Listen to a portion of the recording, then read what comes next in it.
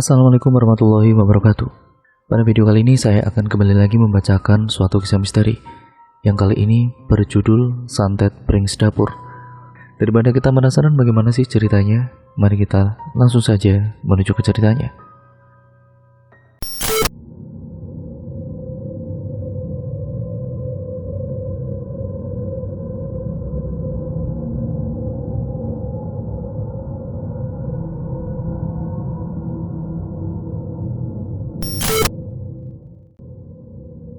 Bu Nina pagi itu sedang menyiapkan semua masakan yang akan dijualnya nanti, dengan dibantu oleh anaknya yaitu Rian dan Hesti. Sebelum berangkat ke kiosnya, Bu Nina menyiapkan semuanya terlebih dahulu. Bu Nina menyiapkan sambal dan bumbu untuk satenya. Kedua anaknya itu selalu membantu kedua orang tuanya setiap pagi sebelum berangkat sekolah. Namun karena Hesti sudah lulus dari sekolah dan kebetulan belum mendapatkan pekerjaan, Hesti pun yang kemudian ikut membantu ibunya berjualan sate di kios. Dia sudah mencari pekerjaan dari satu tempat ke tempat yang lain, akan tetapi Hesti belum juga mendapatkan pekerjaan. Jadi untuk menyibukkan dirinya, dia ikut dengan Bu Nina berjualan di kios sembari melayani para pembeli yang datang ke kiosnya. Hesti sudah menganggur selama 1 tahun. Surat lamaran sudah dilayangkan dari tempat satu ke tempat yang lain, namun belum juga mendapatkan panggilan kerja dari perusahaan yang dia lamar itu. Sedangkan Rian, adiknya Hesti, masih duduk di kelas 3 SMP yang sebentar lagi akan lulus dan naik ke jenjang SMA. Ibu Nina memiliki 4 orang anak. Anak pertama dan kedua Bu Nina sudah bersuami dan memiliki keluarga sendiri. Semuanya ikut dengan suaminya di luar kota, sehingga Bu Nina tinggal bersama dengan Pak Bejo dan kedua anaknya di rumah.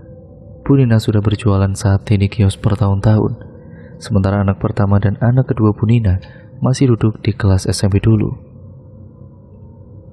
Jadi, sudah lama sekali beliau berjualan.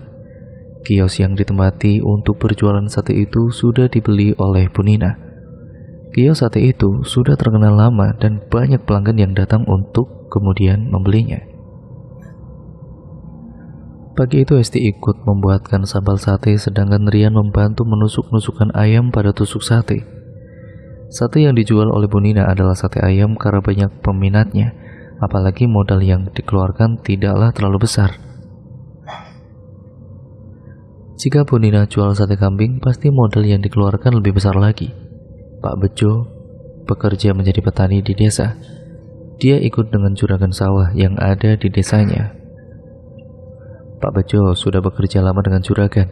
Dia sangat baik dengan Pak Bejo dan para petani lain, yang membuat semua petani betah bekerja dengan juragan. "Hes, tolong kamu kupaskan bawang merahnya ya," ucap Bu Nina. "Iya Bu." "Bu, ini ayamnya 1 tusuk berapa potong ayam?" tanya Rian. "1 tusuk 5 potong saja nak," jawab Bu Nina. Bu Nina sudah menyiapkan banyak potongan ayam untuk satenya yang sudah dipotong-potong tadi malam, dan sebagian baru dipotong pagi tadi. "Bu, Bapak di mana?" tanya Hesti. "Bapak belum bangun kayaknya, Hes," jawab Bu Nina. Semua tusuk sate ayam itu Bu Nina masukkan ke dalam baskom besar untuk nanti dibawa ke kios yang ada di pasar. Setelah semua sate sudah siap, begitu dengan semua sambal atau bumbu yang lainnya.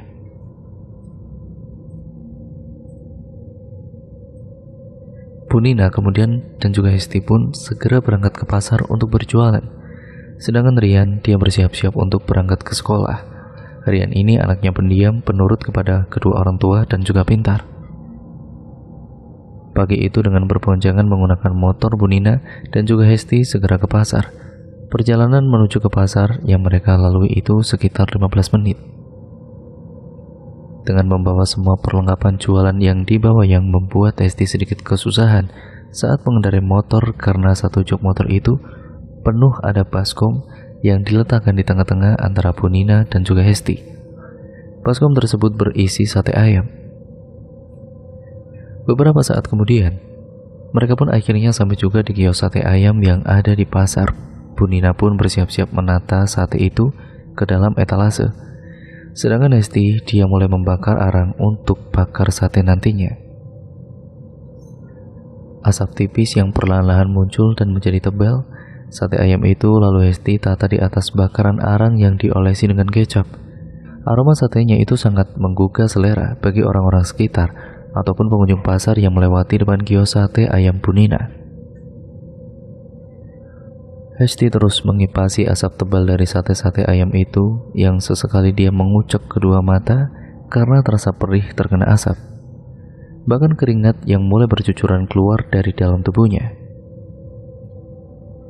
Dan pagi itu, sudah ada beberapa orang yang datang untuk membeli sate ayam. "Bu, sate ayamnya 2 porsi ya Bu," ucap pembeli wanita. "Baik Bu, mau pakai nasi atau tidak?" tanya Bu Nina dengan ramah. "Pakai Bu. Minumnya apa Bu?" "Teh hangat saja Bu, 2 ya." "Baik Bu, tunggu sebentar ya," ucap Bu Nina. Bu Nina pun beranjak untuk membuatkan teh hangat serta mengambilkan nasi, dan kemudian menunggu sate ayam yang sedang dibakar oleh Hesti. "Yes, sudah matang belum satenya?" tanya Bu Nina. "Iya ini Bu, sebentar lagi matang Bu," jawab Hesti. Dia terus mengipasi sate ayamnya dengan sekuat tenaga supaya cepat matang. Beberapa saat kemudian sate ayamnya pun sudah matang. Kemudian sate ayamnya diletakkan di atas piring dan diberikan sambal serta kecap yang dicampur dengan bawang dan cabai. "Ini Bu, sudah siap satenya." Bu Nina pun membawakan semua hidangan itu dengan dibantu oleh Hesti menuju ke tempat ibu tadi. "Ini Bu, silakan." "Ah iya, terima kasih ya Bu," jawabnya. Semakin siang semakin ramai sekali kios sate ayamnya Bu Nina, membuat Hesti harus makin banyak membakar sate ayamnya. Di samping kios sate ayamnya Bu Nina, ada juga kios sate kambing milik Bu Nina, yang mana mereka juga bertetanggaan. Rumahnya berjarak hanya 3 rumah saja. Siang itu terlihat warung Bu Nina nampak sepi sekali, dan hanya ada 1 pembeli saja yang datang. Padahal biasanya kios sate kambing Bu Nina itu selalu ramai, tapi sekarang entah kenapa sebabnya menjadi sepi sekali. Bu Nina hanya terduduk dengan menopang dagunya dengan menggunakan tangan sembari melihat ke arah kios Bu Nina yang semakin ramai, dan dalam hati Bu Nina muncul perasaan iri dengki karena sate ayamnya selalu laris manis, bahkan banyak pelanggan dan pembeli yang berdatangan. "Gak bisa dibiarin ini mah," gumam Bu Nina dalam hatinya. Karena kios sate kambing milik Bu Nina terlihat sepi dan semangat Bu Nina yang sudah memudar, akhirnya dia memutuskan untuk pulang saja ke rumah dengan wajah yang tertekuk. Saat dia beranjak pulang melewati depan kios Bu Nina, seketika Bu Nina menyapa dirinya yang membuat langkah Bu Nina terhenti sejenak. Bu Nina mau kemana? Kok wajahnya tertekuk seperti itu Bu? Ibu sakit ya?" cecar Bu Nina. "Saya mau pulang Bu, ini saya lemes tidak enak badan," ucapnya beralasan. "Ya sudah kalau begitu semoga cepat sembuh ya Bu, Ibu istirahat di rumah." Tanpa menjawab ucapan dari Bu Nina, dia langsung beranjak pergi meninggalkan kios. Karena rasa iri dan juga dengkinya yang sudah membara di dalam hatinya, Bu Nina akhirnya siang itu berniat untuk datang ke rumahnya orang pintar. Dia melihat sebuah brosur yang tertera di tiang listrik saat dia melewati jalanan pasar tadi, dan di brosur tiang listrik tersebut terdapat alamat tentang dukun sakti yang terkenal ampuh. Dengan segera Bu Nina langsung pada kala itu siang itu, yang tadinya berwajah tertekuk, ya sekarang kembali bersemangat menuju ke alamat dukun santet itu. Dia mengendarai motornya sendiri menuju ke rumah dukun santet yang perjalanan ditempuh itu sekitar 2 jam perjalanan. Jalanan yang dilalui oleh Bu Nina itu pun cukup berliku. Penuh dengan kehati-hatian, dia melewati jalanan berliku itu hingga akhirnya Bu Nina pun sampai juga di rumahnya Mbah Darmin. Terlihat sebuah rumah yang terbuat dari bambu, berdiri di tengah hutan. Suasananya sepi dan tidak ada siapa-siapa di dalam hutan tersebut. Dia langsung beranjak menyambangi ke teras rumah Mbah Darmin. Permisi." Beberapa saat kemudian pintu rumah itu pun dibuka, terlihat ada sosok laki-laki parubaya. "Ada apa kamu datang ke sini?" tanya Mbah Darmin. "Saya ada urusan, Mbah," ucap Bulina. "Kalau begitu silakan masuk. Kita bicarakan saja di dalam," ujar Mbah Darmin. Kemudian Bulina pun masuk ke dalam rumahnya Mbah Darmin dan duduk berhadapan dengan beliau. "Coba ceritakan semuanya," ucap Mbah Darmin. "Saya kesal, Mbah. Saya iri dengan kios tetangga saya yang selalu ramai sekali. Padahal dulu sebelum ada kiosnya itu, kios saya selalu ramai setiap harinya. Tapi sekarang kios saya jadi sepi. Saya mau seluruh keluarganya itu menderita dan mati secara perlahan, Mbah," jelas Bulina. Seketika Mbah Darmin pun hanya tertawa mendengar apa yang diucapkan oleh Bulina, sembari menggeleng-gelengkan kepalanya, sembari Mbah Darmin menyalakan batang rokok yang ada di tangannya. "Saya serius, Mbah. Saya ingin seluruh keluarganya itu menderita. Karena keluarganya itu selalu saja apa yang dikerjakan itu lancar. Saya itu iri, Mbah," ucap Bulina. "Kamu yakin? Pikirkan dulu aja semua resikonya yang akan terjadi nanti," kata Mbah Darmin. "Berapapun akan saya bayar, Mbah, asalkan Mbah mau mengikuti apa yang saya mau," ucap Bulina. "Baiklah kalau seperti itu, nanti akan saya lakukan, tapi ada syaratnya." "Apa syaratnya, Mbah?" "Syaratnya kamu harus membawakan foto keluarga target yang mau disantet," ucap Mbah Darmin. "Sudah saya bawa ini, Mbah, fotonya." Bulina mendapatkan foto keluarga Punina dari akun sosial media Hesti, anaknya Punina, yang tadi sebelum berangkat ke rumahnya Mbah Darmin itu Bulina mencetak foto keluarganya Punina terlebih dahulu. "Ini, Mbah, fotonya, Mbah," ucap Bulina sembari memberikan foto kepada Mbah Darmin dari dalam tasnya. Kemudian Mbah Darmin memandangi foto tersebut dengan seksama. "Nanti malam, tepat malam Selasa Kliwon, kita akan melakukan ritual." "Baik, Mbah." Singkat ceritanya, malam harinya Mbah Darmin sudah menyiapkan beberapa sesajen di dalam ruangan ritual. Sudah ada kemenyan, kembang setaman, bambu yang dipotong kecil-kecil, ada pisang, kelapa muda, juara pasar, jajan tradisional, kerating deng, serta ayam hitam. Bukan hanya itu, di dalam ruangan ritual tersebut juga terdapat banyak sekali boneka pocongan. Ada keris yang menempel di dinding, serta media yang sudah disiapkan seperti paku, jarum, dan lain-lain. Malam itu Bulina masuk dalam ruangan ritual itu dengan perasaan yang merinding serta takut. Tepat pukul 12 malam, Mbah Darmin pun mulai menyalakan kemenyannya. Bulu kuduk Bulina semakin merinding dan berdiri semua. Kemudian ayam hitam tersebut disembelih oleh Mbah Darmin. Dengan membacakan mantranya, lalu Mbah Darmin mengambil boneka pocongan yang diikat dengan foto keluarga Bulina dan ditusuk-tusuk dengan menggunakan jarum dan diasapkan di atas kemenyan itu. Sembari Mbah Darmin merapalkan mantranya, Bulina menyaksikan itu bergidik ngeri, tapi keputusannya itu sudah bulat untuk menghancurkan keluarganya Punina yang selalu beruntung itu. Tiba-tiba saja, hembusan angin kencang masuk ke dalam ruangan ritual tersebut, membuat Bulina semakin ketakutan dan kedinginan. Keringat dingin mulai membasahi tubuh Bulina. Sementara Mbah Darmin masih terus membacakan mantranya dengan mulut berkomat-kamit. Ruangan yang tadinya berhawa dingin sekarang berubah seketika menjadi panas sekali hawanya.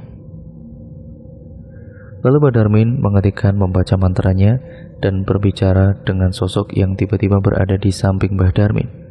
Sosok itu banyak sekali dan sangat menyeramkan. Bulina sampai gemetaran, ketakutan, bulu kuduk berdiri semua dan ingin rasanya muntah. Karena bau sosok-sosok itu sangat menyeruak ke dalam hidung dan membuat perutnya merasa mual. Entah apa yang dibicarakan oleh Mbah Darmin kepada sosok-sosok itu, tiba-tiba saja muncul kembali angin kencang saat sosok itu sudah pergi dan Mbah Darmin menyiapkan sebuah kain putih yang sangat besar.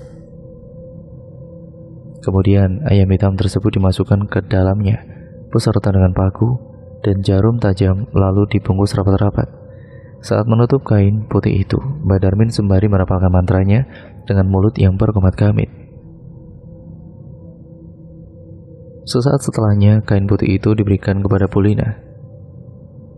Ini nanti dibawa dan dikuburkan di rumah si target dan jangan sampai ada orang yang melihatnya, ucap Mbak Darmin. Baik Mbah, akan saya lakukan, jawab Polina. Singkat ceritanya, malam harinya Polina datang ke halaman rumahnya Bu Nina dengan membawa kain putih yang berisi ayam hitam dan paku serta jarum. Tengah malam sekali, sekitar pukul 2 dini hari, Polina berjalan mengendap-endap menuju ke halaman rumahnya Bu Nina. Sesekali Bu Nina melihat ke sekeliling kalau suasananya sudah aman. Dengan cangkul yang dibawanya dari rumah, Polina mulai menggali tanah yang ada di halaman rumah Bu Nina. Dia mencangkul dengan tergopoh-gopoh, ya karena takut ada orang yang melihatnya. Tanah itu digali hingga sedalam-dalamnya. Setelah sudah digali sampai dalam, kemudian kain putih itu dimasukkan ke dalam tanah galian itu. Lalu tanah yang digali itu ditutup kembali oleh Polina hingga seperti semula agar tidak ketahuan. Keesokan harinya, seperti biasa Polina sudah kembali ke pasar untuk berjualan sate kambing di kiosnya. Namun berbeda dengan Bu Nina yang tiba-tiba pagi itu kepalanya merasakan sangat pusing sekali. Kepala ibu kok pusing sekali ya? Gak bisa berdiri, pusing sekali rintih Bu Nina sembari memegangi kepalanya dengan kuat. Bentar ya Bu, aku panggilkan bapak dulu, ucap Hesti. Kemudian Hesti segera berlari menuju ke sawah untuk memanggil bapaknya yang sudah pergi ke sawah sejak subuh tadi. Dia berlari terbirit-birit melewati jalan setapak yang ada di tengah sawah. Pak, bapak, Pak, teriak Hesti menghampiri Pak Bejo. Loh ada apa Duk? Kok kamu panik seperti itu? Tanya Pak Bejo penasaran. Ibu Pak, ibu, ucap Hesti. Ibu kenapa Coba kamu ngomong yang jelas, ucap Pak Bejo. Ibu sakit kepala Pak, ayo cepat pulang Pak. Ya sudah, ayo kita pulang, timpal Pak Bejo. Mereka berdua pun berjalan terbirit-birit dengan napas yang membara menuju ke rumah. Sesamanya di rumah, Pak Bejo dan Hesti langsung masuk ke dalam kamar untuk melihat Bu Nina. Ayo kita ke dokter Bu, kita periksa, ucap Pak Bejo. Sakit Pak, sakit sekali kepala ibu, ada di Bu Nina. Terlihat wajah Bu Nina yang semakin memucat dan lemas sekali. Sebelum berangkat ke rumah sakit, Pak Bejo menyewa mobil terlebih dahulu di rumah tetangganya. Kemudian Bu Nina digotong oleh Pak Bejo dan pemilik mobil yaitu Pak Edi. Bu Nina dengan perlahan-lahan dibawa masuk ke dalam mobil itu. Beberapa saat kemudian Bu Nina pun sampai di rumah sakit dan segera diperiksa oleh dokternya. Saat diperiksa oleh dokter, kata dokter Bu Nina ini tidak menderita sakit apa-apa, membuat Pak Bejo keheranan. Sedangkan siang itu warung Bu Nina terlihat ramai sekali dengan pelanggan dan pembeli yang berdatangan. Bu Nina merasakan senang melihat kios sate ayam Bu Nina tutup itu, sehingga bernampak kepada kios sate kambingnya yang semakin ramai sekali. Karena dokter tidak mendiagnosis sakitnya Bu Nina, akhirnya Bu Nina pun segera dibawa pulang ke rumah. Dokter hanya memberikan obat vitamin saja untuk tubuh Bu Nina supaya fit. Sepulangnya dari rumah sakit, Esti melihat ke depan rumahnya itu, kok terdapat tanah yang berceceran. Segera dia menyapu tanah itu dan dia tidak berpikir yang aneh-aneh. Malam harinya, dari dalam rumah Bu Nina tiba-tiba terdengar suara seperti ledakan dari atap rumah. Saat itu masih sekitar pukul 9 malam dan belum ada yang tertidur. Dengan segera Pak Bejo dan Hesti pun keluar untuk melihat apa yang terjadi. Tapi saat mereka lihat tidak ada apa-apa yang terjadi. Saat yang bersamaan itu juga mereka mendengar suara teriakan Rian dari dalam rumahnya. Wah, Rian, dia kenapa itu Ayo kita ke dalam, ucap Pak Bejo. Saat dilihat ke dalam kamar, Rian sudah terkapar pingsan di lantai. Ya Allah Rian, kamu kenapa Nek? Ucap Pak Bejo dan langsung memindahkan tubuh Rian yang tadinya di atas lantai dipindah ke kasur. Sedangkan terdengar suara rintihan ibunya dari kamar sebelah dengan segera Hesti beranjak menuju ke kamar ibu. "Sakit Hes, sakit kepala ibu Es," rintihnya. "Ibu yang sabar ya bu," ucap Hesti menenangkan. Dengan perlahan-lahan Hesti memijat kepala Bu Nina yang terasa sangat sakit itu hingga akhirnya Bu Nina terlelap ketika dipijat kepalanya oleh Hesti. Pak Bejo terus membangunkan Rian dengan mengolesi minyak kayu putih pada hidung Rian. "Gimana Pak? Rian belum sadar juga?" tanya Hesti yang tiba-tiba datang. "Belum Hes," jawab Pak Bejo. "Ibu gimana Hes?" "Ibu sudah tidur Pak. Tadi aku pijitin kepalanya," ucap Hesti. Beberapa saat kemudian akhirnya Rian pun tersadar dan dia langsung memeluk tubuh Pak Bejo sembari menangis ketakutan. "Hes, ambilkan air putih," ucap Pak Bejo. "Iya Pak," jawabnya. Dengan segera Hesti pergi ke dapur untuk mengambilkan air putih. Beberapa saat kemudian dia kembali lagi ke kamar Rian. "Ini Rian, kamu minum dulu supaya tenang," ucap Hesti sembari memberikan segelas air putih kepada Rian. Segelas air putih itu diteguk oleh Rian dengan perlahan-lahan. "Sekarang kamu jelaskan, tadi kenapa kamu teriak-teriak dan bisa jatuh pingsan?" tanya Pak Bejo. "Tadi ada sosok pocong Pak di jendela dengan wajah yang menyeramkan. Wajahnya kosong dengan kedua mata yang melotot dan mulut yang menganga, menatap tajam ke arahku. Baunya juga sangat busuk," jelas Rian. "Aku takut Pak. Bapak tidur sama aku ya Pak?" kata Rian. "Ya sudah, Bapak tidur sama kamu. Sekarang kamu istirahat dulu berbaring," ucap Pak Bejo. "Kamu tidur sama Ibu Hes, temenin ibu bapaknya."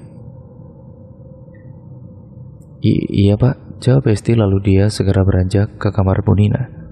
Keesokan harinya Bu Nina sudah sedikit membaik dan sudah bisa berjalan lagi. Rian juga sudah sedikit tenang. Namun tiba-tiba saja telepon rumah berdering pagi itu saat mereka sedang sarapan. "Biar aku saja yang angkat," ucap Hesti. Hesti beranjak pergi mengangkat teleponnya. "Halo, ini dengan siapa?" tanya Hesti. "Halo Hes, ini Bule. Bapak ibu kamu mana? Bule mau bicara." "Sedang sarapan Bule. Bentar aku panggilkan dulu ya," ucap Hesti. Hesti langsung menghampiri bapak ibunya yang sedang menyantap makanannya. "Siapa Hes?" tanya Bu Nina. "Ibu, Pak Bu, Bule yang telepon katanya mau bicara sama bapak sama ibu." "Teleponnya belum dimatikan itu," ujar Hesti. "Bule siapa Hes?" "Bule Tina Pak." "Tumben banget Bule Tina telepon ke sini. Ada apa dengan adikmu itu, Bu?" ucap Pak Bejo. Dengan segera Bu Nina dan Pak Bejo berjalan menuju ke tempat telepon. "Halo Tin, ada apa?" tanya Bu Nina. Mbak, ibu meninggal dunia," jawab Bule Tina. "Innalillahi wa inna ilaihi raji'un." "Sudah, nanti Mbak sama Mas Bejo segera ke sana deh," ucap Bu Nina yang seketika lemas. Untungnya Pak Bejo siap menerima tubuh Bu Nina yang terasa lemas itu. "Tin, memangnya ibu sakit apa? Perasaan ibu gak punya riwayat sakit apapun." "Gak tahu Mas, nanti lihat aja kesini cepat," ucap Bule Tina yang kemudian sambungan teleponnya terputus. Singkat ceritanya Bu Nina dan juga Pak Bejo pun segera untuk pergi ke rumah mertua Pak Bejo. Tidak lupa Hesti dan juga Rian sudah ikut ke rumah neneknya juga. Kebetulan Rian tidak berangkat sekolah karena libur. Rumahnya Ibu Nina itu berada di desa lain yang tidak terlalu jauh letaknya. Sesampainya di rumah, orang tuanya Bu Nina langsung melihat jenazah ibunya yang sudah tertutup kain selendang. Saat itu Bu Nina melihat tubuh jenazah ibunya yang sudah kaku dan anehnya membiru serta di bagian wajahnya itu terdapat luka lebam seperti habis ditonjok. Namun, Bu Nina tidak terlalu sedih karena dia tahu kalau dirinya sedih nanti ya ibunya juga akan sedih. Adiknya Bu Nina, Bule Tina itu pun menangis tanpa henti melihat jenazah ibunya.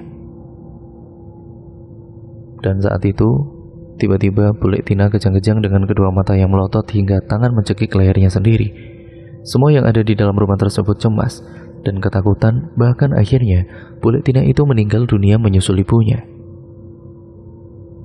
Belum juga jenazah ibunya dimakamkan, Bu Tina sudah ikut menyusul.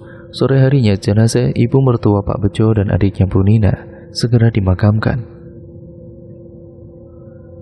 Malam harinya semua berkumpul di rumah mendiang untuk acara tahlilan bersama. Di tengah gema lantunan ayat-ayat suci Al-Quran, tiba-tiba saja terdengar dari belakang dapur ada suara gelas yang pecah. Prang!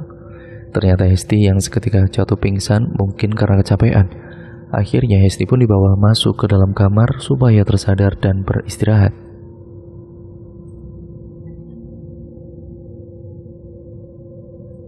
Hesti dibangunkan oleh ibunya berkali-kali dengan mengolesi minyak angin ke bagian hidungnya.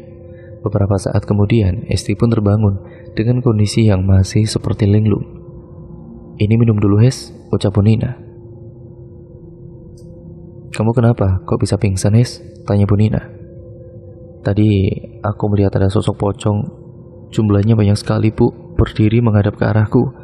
Sosok itu sangat menyeramkan dengan mata yang melotot dan mulut yang menganga," jelas Hesti.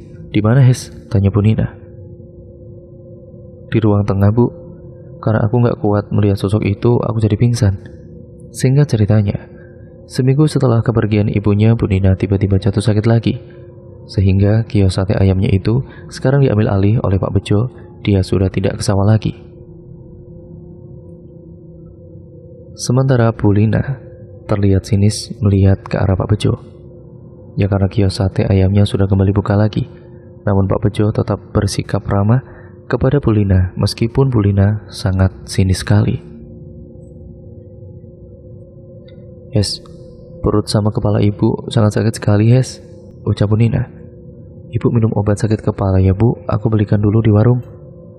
Dengan segera, Hesti pun beranjak ke warung untuk memberikan obat sakit kepala untuk ibunya. Beberapa saat kemudian, Hesti pun kembali ke rumah. "Ini, Bu, obatnya diminum dulu. Habis itu ibu istirahat ya, Bu," kata Hesti. Dengan perlahan-lahan Bu Nina meminum obat sakit kepala itu. Kios sate ayamnya meskipun sudah tutup beberapa hari, tapi masih tetap saja ramai banyak pengunjung yang datang. "Loh, Pak, Bu Ninanya kemana?" tanya pembeli. "Bu Ninanya sedang sakit, Bu.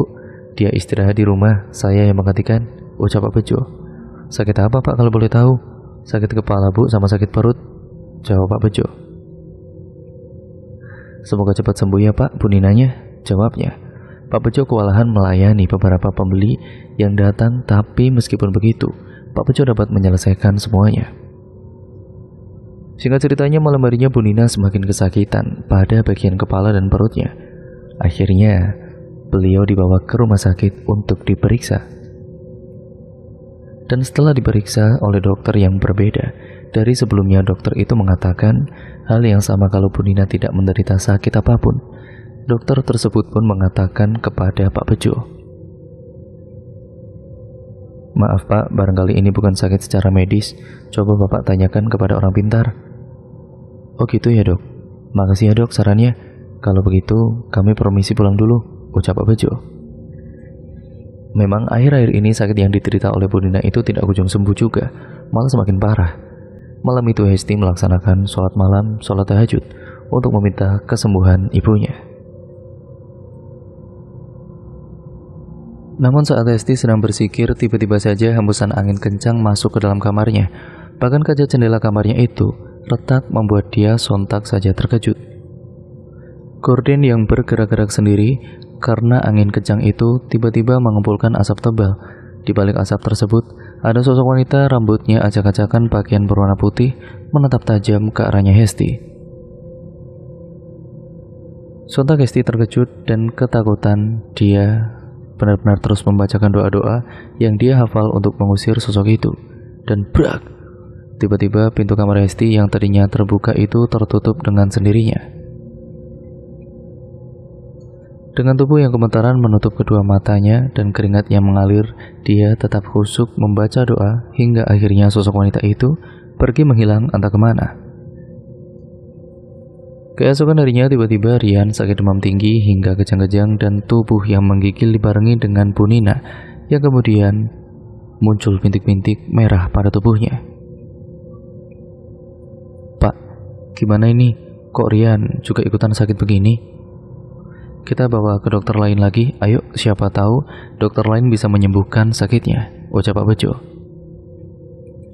Lalu Rian dan juga Nina pun langsung dibawa ke rumah sakit untuk diperiksa. Sesamanya di rumah sakit, kata dokter lain itu sama saja hasilnya kalau Bu Nina dan juga Rian tidak menderita sakit apa-apa.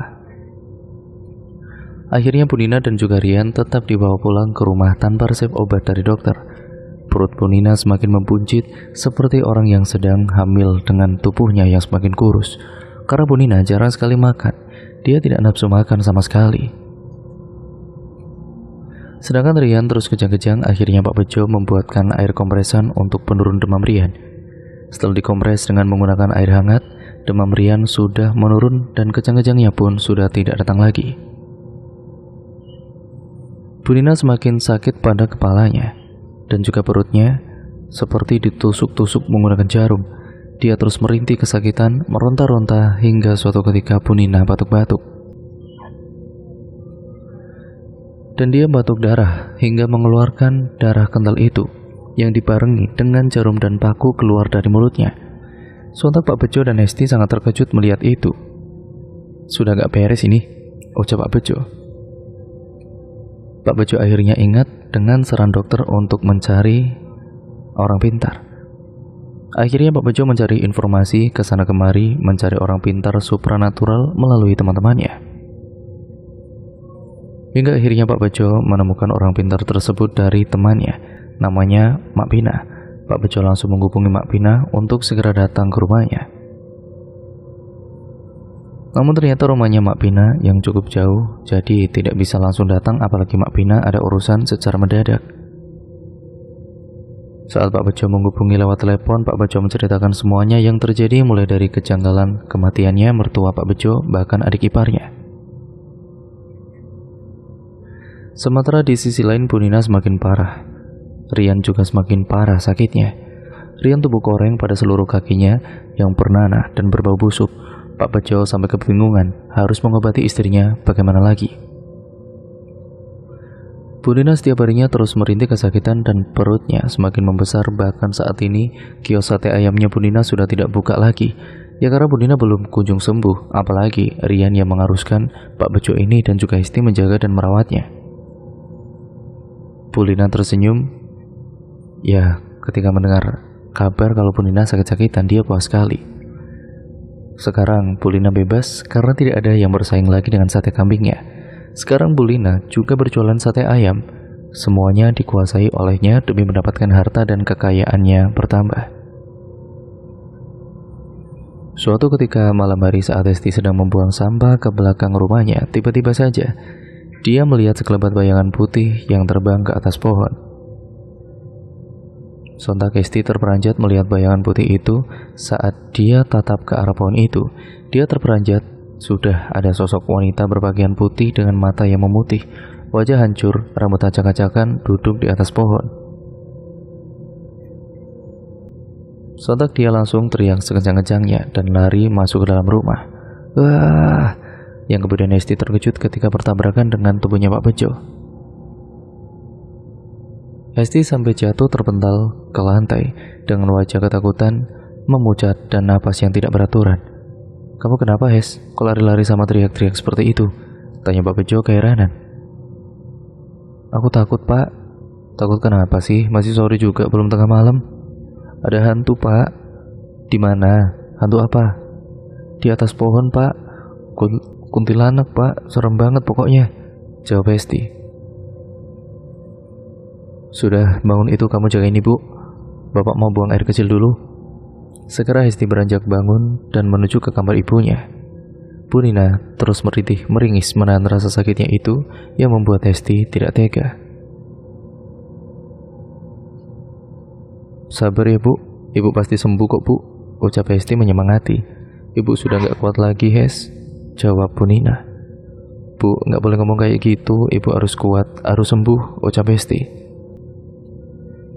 Malam itu tiba-tiba tubuhnya Bu Nina kejang-kejang dengan mata yang melotot, perut semakin membesar dan lidah yang menjulur keluar seperti hewan reptil. Pak, ibu, Pak, teriak Hesti. Pak Bejo yang sedari tadi berada di dalam kamar Rian segera datang ke kamar Bu Nina. "Astagfirullah, Ibu," teriak Pak Bejo. Lalu Pak Bejo membacakan doa-doa ayat kursi bersamaan dengan Hesti serta membaca sholawat. Namun tubuhnya Bu Nina semakin memberontak kaku, kejang-kejang, bahkan dari dalam mulutnya terus mengalir darah dengan lidah yang menjulur. "Wah!" rintih Bu Nina, yang kemudian Bu Nina sudah mengembuskan napas terakhirnya. Pak Bejo langsung mengecek denyut nadi tangan Bu Nina, dan saat dicek denyut nadinya sudah tidak ada. "Innalillahi wa inna ilaihi raji'un," ucap Pak Bejo. "Ibu," teriak Hesti. Sementara Rian yang baru datang langsung nangis masuk ke dalam kamar Bu Nina. Keesokan harinya, Mak Pinah pun baru datang ke rumah. Beliau menyesal karena datang terlambat. "Maaf ya Pak, saya datang terlambat, tidak sempat menyelamatkan istri Bapak," ucap Mak Minah. "Tidak apa-apa Mak, ini semua sudah takdir," kata Pak Bejo. Mak Pinah pun masuk untuk melihat jenazahnya Bu Nina yang masih dalam keadaan mata melotot serta lidah yang menjulur ke depan. Saat itu juga Mak Pinah mulai menerawang apa yang sebenarnya terjadi dengan Bu Nina. Dengan khusyuk, Mak Pinah membuka mata batin untuk menerawang. "Santet brings dapur," ucapnya. "Maksudnya Mak?" tanya Pak Bejo penasaran. "Ada orang yang sengaja mengirim santet brings dapur yang artinya bambu serumpun. Santet ini akan membuat keluarga korbannya meninggal hingga 12 keturunan. Dan kemungkinan mertua serta iparmu itu yang kamu ceritakan sudah meninggal dunia terkena santet jenis ini," ucap Mak Pinah. "Astagfirullahaladzim," ucap Pak Bejo. "Apakah santet ini bisa ditangkal Mak?" "Santet jenis ini sangat mematikan dan susah sekali untuk ditangkal. Namun ada caranya untuk menangkal santet ini," ucap Mak Pinah. "Gimana caranya Mak?" "Caranya dengan..." ucap Mak Pinah terpotong. Di saat Mak Pinah akan memberikan cara untuk menangkal santet itu, tiba-tiba saja terdengar suara teriakan dari depan rumah. "Wah!" Segera Pak Bejo dan juga Mak Pinah datang untuk melihat salah satu tetangganya itu kejang-kejang dengan kedua matanya melotot. "Bawa masuk," ucap Mak Pinah. Lalu Mak Pinah memberikan nasihat kepada semua pelayat atau bahkan keluarganya Pak Bejo. Jangan ada yang menangis atau merasa iba dengan kematian keluarganya Pak Bejo, karena siapapun yang merasa iba melihat jenazahnya siapapun itu pasti akan meninggal dunia seperti ibu ini. Karena santet brings dapur akan mengambil nyawa orang sekitar yang merasa iba dengan jenazah yang menjadi korban santet brings dapur, ucap Mak Pinah. Seketika semua yang ada di sana saling menggunjing satu sama lain dengan keluarganya Pak Bejo yang ternyata mendapat kiriman santet. Tetangganya Pak Bejo yang kejang-kejang itu seketika juga meninggal dunia. Dan di dalam rumahnya Pak Bejo tiba-tiba saja ada hembusan angin kencang yang masuk membuat suasana semakin mencekam. Sementara Hesti melihat ada sosok pocong berdiri di ambang pintu. Dengan tatapan matanya yang tajam dan berwajah kosong dengan mulut menganga menyeramkan. Tidak hanya itu, dia juga melihat sosok tinggi besar berbulu dengan taring yang panjang dan tajam berdiri di depan pohon yang ada di halaman rumah. Saat itu juga Hesti ambruk pingsan membuat semua pelayat yang ada di rumahnya Pak Bejo itu ketakutan. Bulu kuduknya semuanya berdiri dan juga merinding ketika hembusan angin kencang itu datang. Jenazah tetangganya itu kemudian dikembalikan ke rumahnya untuk segera diurus, sedangkan jenazah Bu Nina yang sudah dimandikan itu akan segera disolatkan dan dimakamkan. Sekitar 10 pagi, jenazah Bu Nina ini mulai dibawa ke pemakaman. Saat itu Hesti belum tersadarkan diri, dia juga tidak ikut mengantarkan ke tempat peristirahatan ibunya yang terakhir. Dalam pingsannya, Hesti itu bermimpi kalau adiknya itu sakit keras dan semakin parah. Tidak hanya itu, Hesti juga melihat di dalam rumah ada banyak sosok penunggu yang mengitari tubuh adiknya yang terbaring di atas kasur. Ada sosok kuntilanak, sosok genderuwo, sosok pocong, sosok tuyul, dan lain sebagainya. Sosok-sosok itu yang mengitari tubuh Rian akan membunuh Rian. Sontak saat itu juga Hesti terperanjat dan tersadarkan dirinya. "Wah!" teriaknya. Dia tersadar dengan tubuh yang bercucuran keringat, napas yang masih memburuh, wajah yang memucat. Ibu mana pak? Teriaknya. Sadar Hes, ibu sudah dimakamkan tadi pagi. Kamu dari pagi sampai sore baru sadar, ucap Pak Bejo, yang kemudian Hesti langsung memeluk tubuh Pak Bejo dengan eratnya. Sudah, kita harus ikhlas ya Hes.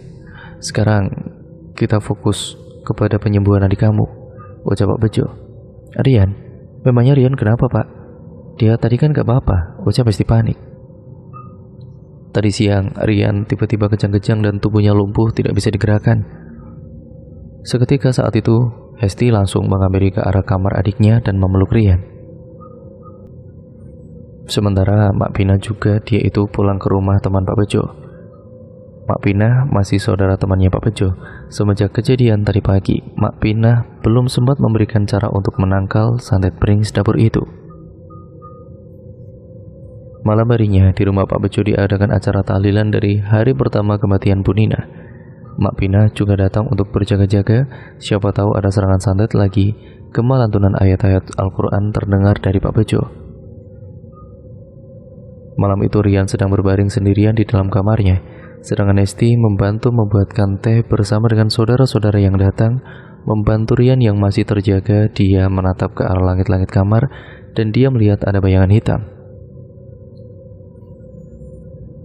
Hesti dan semua orang yang ada di dalam rumah tiba-tiba saja mendengar teriakan Rian. Wah! Sontak semua melihat ke dalam kamarnya Rian dan betapa terkejutnya. Rian sudah tidak bernyawa dengan perut yang tiba-tiba saja membuncit dan kedua mata yang melotot serta lidah yang menjulur.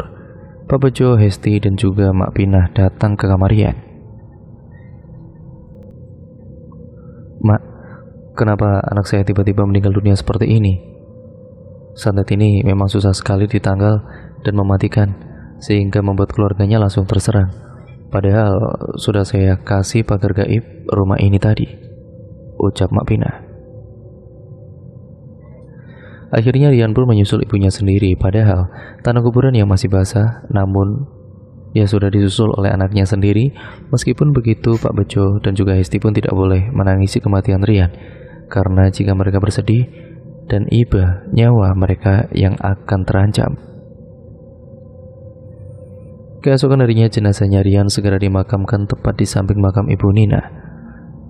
Sejak kematian Ibu Nina, Pak Bejo tidak pernah melihat keluarganya Bu Lina yang datang ke rumah Pak Bejo. Itu semua membuat Pak Bejo curiga, tapi beliau tidak mau berburuk sangka terlebih dahulu. Setelah pemakaman Rian selesai, Mak Pina akhirnya akan memberitahu cara menangkal santet kepada Pak Bejo dan Hesti.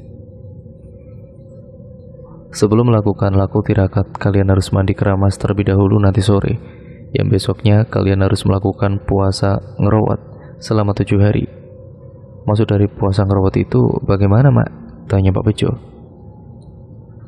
Puasa ngerawat adalah puasa yang dilakukan seperti biasanya dengan sahur waktu subuh dan berbuka waktu maghrib, tapi sahurnya hanya boleh makan satu jenis buah saja dan hanya 1 biji, ucap Mak Pina. Saat menjalankan puasa, setiap malam melakukan topo kungkum di sungai dengan membaca surat Al-Fatihah sebanyak 336 kali. Lalu setelah melakukan puasa ngerawat 7 hari itu, kalian harus mencari bambu kuning yang ujung bambunya diruncingkan, jangan sampai terbalik. Sampai sini paham? Tanya Mak Pina.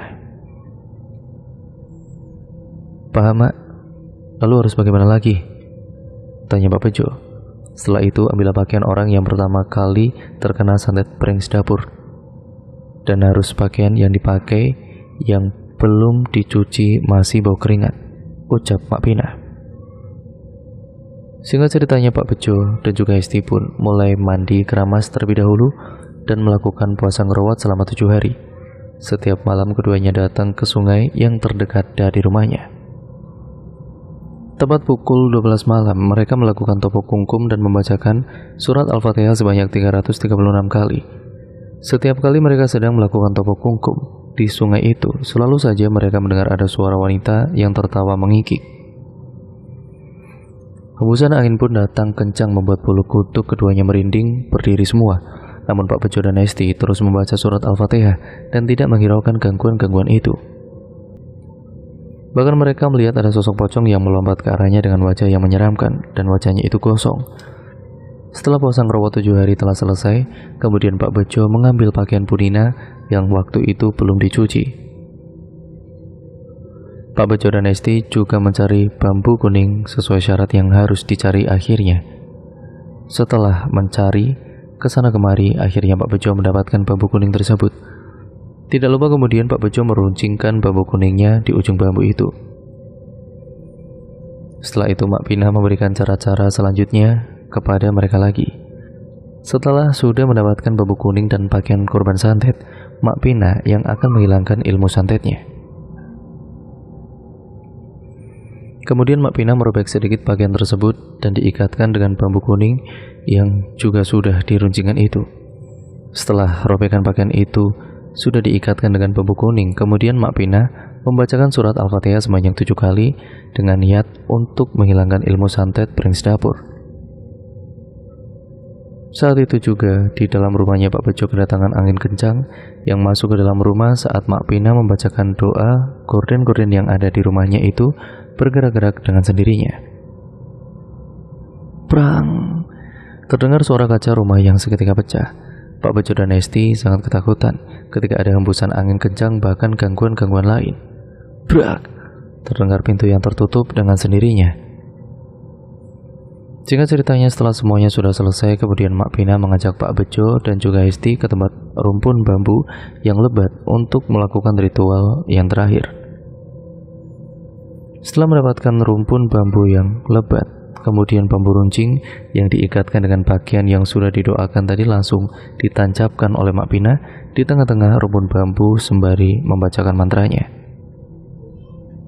Prince Dapur Balio menyang asalmu, sakmetuwo manimu. Runcing bambu itu ditancapkan di tengah tanah rumpun bambu itu. Saat itu juga tiba-tiba suara burung gagak terdengar mengerikan di atas langit, dan suara sosok yang tidak kasat mata juga terdengar di dalam hutan tersebut. Bahkan suara binatang buas di dalam hutan mulai bersahutan. Insya Allah santet Prince Dapur ini tidak akan mengganggu keluarga kalian lagi dan akan berbalik kepada si pengirimnya, ucap Mak Pinah. Kalau boleh tahu, siapa yang tega mengirim santet Prince Dapur ini, Mak? Kalian juga nanti akan tahu sendiri orangnya siapa. Ayo, kita kembali ke rumahmu. Masih ada yang harus kita urus, imbuh Mak Pinah. Sesamanya di rumah, Mak Pinah menyuruh Pak Bejo untuk menggali tanah yang ada di halaman rumah.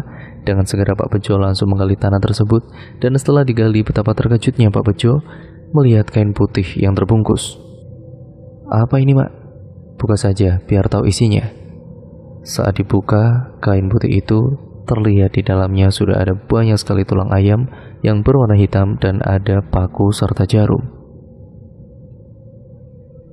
Ini media yang dikirim untuk menyantet keluarga kalian, ucap Mak Pinah.